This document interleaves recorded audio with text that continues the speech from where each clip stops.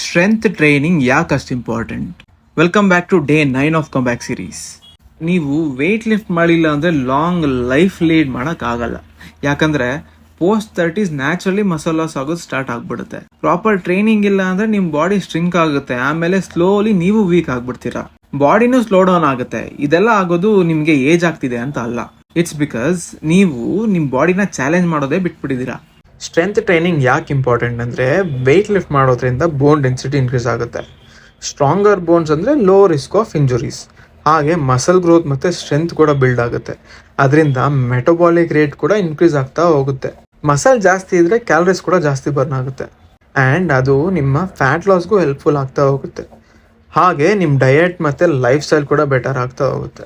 ನೀವೇನಾದರೂ ನಿಮ್ಮ ಸೆಲ್ಫ್ ಬಗ್ಗೆ ಕೇರ್ ಮಾಡ್ತಾ ಇದ್ರೆ ಈಗಲೇ ಲಿಫ್ಟ್ ಮಾಡೋದು ಸ್ಟಾರ್ಟ್ ಮಾಡಿಬಿಡಿ. ಹಾಗೆ ಈ ಜರ್ನಿನ ಫಾಲೋ ಮಾಡೋದನ್ನ ಮರಿಬೇಡಿ. ಇನ್ಫಾರ್ಮೇಟಿವ್ ಟಿಪ್ಸ್ ಬರ್ತಾ ಇರುತ್ತೆ.